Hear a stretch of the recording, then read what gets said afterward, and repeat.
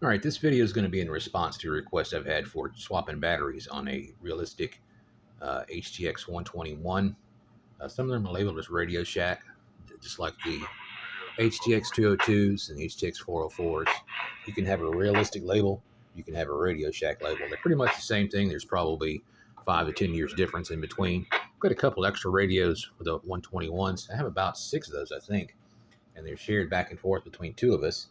I also have a business band type mobile radio. It's model number 191210, I believe it is. But anyways, I charge the batteries for these radios and these Duracell wall type chargers, and these are made for nickel cadmiums. And there's a couple cheap packs here. I've got 12 of those. Well, not really packs. They're individual cells or double A's, and they're 1.5 volts a piece. And I put them in the alkaline packs for the 202s and 404s. Now you can use on these particular radios the BP8H packs, but they don't quite fit the bottom of these radios because that slider there on the bottom is just millimeters, maybe fraction of millimeters difference, and that's the distance between the top and the bottom here. These will slide on because the measurement between the slider, and it's kind of hard to see, the slider and the case of the radio is slightly smaller than the distance between the slider and the radio chassis of those. So all I do is just as simple as anytime you replace any of these other batteries, charge them up, pull them out, put them in the alkaline pack, put the cover back on, and slide it back on the radio. And disassembly is pretty much the same as it is for the 202s and the 404s. You just snap everything together, and there is a slider latch button on the left side under the transmit button, just like on the others. And all you do is you just lift it up and then slide the battery pack to the right, and it will come right off. You can swap these out. I don't know if I always put the label out. I just like to do that. There's nothing on the other side of those batteries, so I guess to me it just looks better. But, whoops, I'm supposed to be doing this from the bottom. And there's a wrong way to do this. And that's not why the label's on the back. But there's a wrong way to cover this. It won't exactly fit. That's weird. This one kind of is. Yeah, that's it. That's the wrong way. And if you ever get to a point where it's not quite closed, you just take it off, flip it over, and it snaps right in. Slide it back on the bottom. These do relatively fit tightly. And there is a slider there. The button tab is missing. So this one particularly, it takes a tool to get it off. But if you use a metal tool, like a screwdriver, and you insert it to push that up and release the battery, it doesn't always do it, just this way. Oh, yeah, there it goes. But anyways, sometimes it doesn't. And with a tab or without, you have to get a tool in there. And the point is, when you get it in there, you have two contacts. There's a center contact. These are center negatives, I believe. Let's see here. Nope, center positive. But either way, if you bridge these two with a tool, it can short the battery. The battery specifically, and it's a little over 7 volts, I guess. But anyways, the important thing is not to short that. Also, with these, there's other interchangeable things.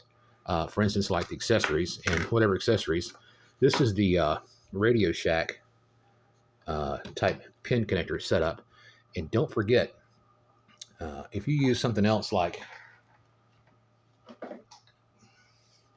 use a different brand product like Tech, I think these are wired backwards. The pins and the separation between the pins are the same distance, but I think these are wired backwards.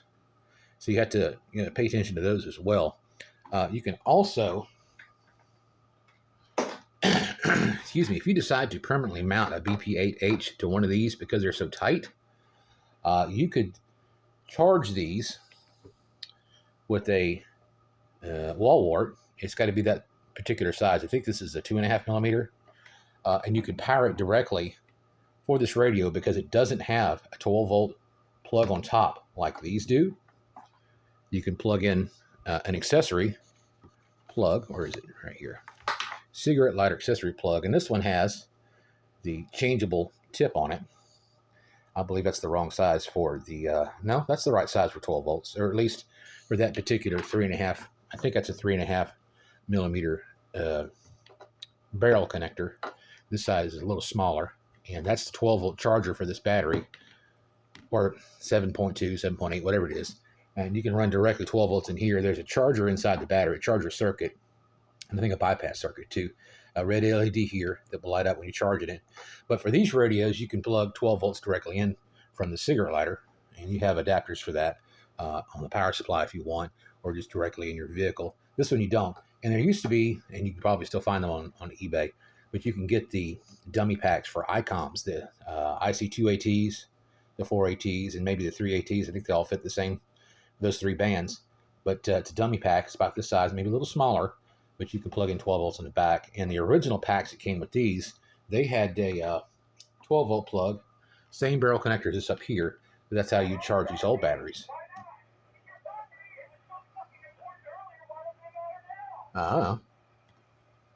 Who's screaming at who? You know, what band is that? That's the wrong band for swearing.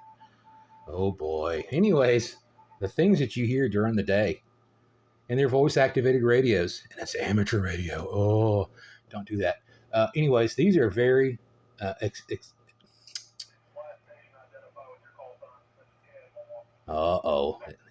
the real dispatcher. Anyways, we're going to listen to that while we're talking about this. These are all accessible and exchange accessories between them. It's very convenient. And the convenient part about this, again, is having the alkaline pack on the 121s, and we can swap these out. I have, I think, 3 of those alkaline packs, but I only need 2. And I'll leave one of these with the wife, and they're separated, interchangeable, because there is a different kind. I think it's part 90 antenna, which is okay. It's about the same as this, same frequencies around that. But the antenna spring is exposed. It's got a clear cover on it. It's a little thinner than this. It's almost like one of these, but you can see it. And I can look at the radio and say, okay, if she's on this radio, it's time to change to the other radio, and then back and forth and swapping out. Of course, I've got the mobile radio set up over here on the desk, but that's the process of changing these things out. This is how I charge. He's fighting with his wife again. And I can't tell him that because I'm on the wrong radio. At least it's not set up for that repeater. But anyways, again, the things that you hear, it's cool to be able to, well, it's a little more than cool. It's convenient to set these up with different accessories, different ways to apply power. You don't forget you can adapt to this with a BNC male to an SO239 female, and you can use an outside antenna. I don't have one handy to show you that, but you can, and it's convenient. It doesn't matter if it's that radio, if it's the business band mobile, it's only 2 watts anyway, so it doesn't really matter. And I don't have an amplifier to modify the power, which you really don't need to anyways. You don't really need to anyways because it's limited to 2 watts anyhow. But if you put an outdoor antenna 60 feet up in the air, which is allowable, that increases your range for transmit and receive anyways. It might give you a few miles. It might not, but it's handy to have it. And I think that's all the accessories I have for these radios. And they all pretty much work interchangeably back and forth. Again, changing the batteries is pretty simple. You just lift up the tab and slide the battery pack off, remove the cover, swap out the batteries, put them in the chargers, swap in more batteries, and reassemble the alkaline pack, slide it all back together, and you're ready to go. You could do it probably in just 60 seconds, maybe 90 seconds. Doesn't take very long at all. It's pretty easy to do. So I hope that helps you out. And if you have any more questions, please don't hesitate to drop comments down in the comment section. The usual stuff. There's a new hype button I don't know about. Like, subscribe, share, what have you. And maybe we'll see you next time.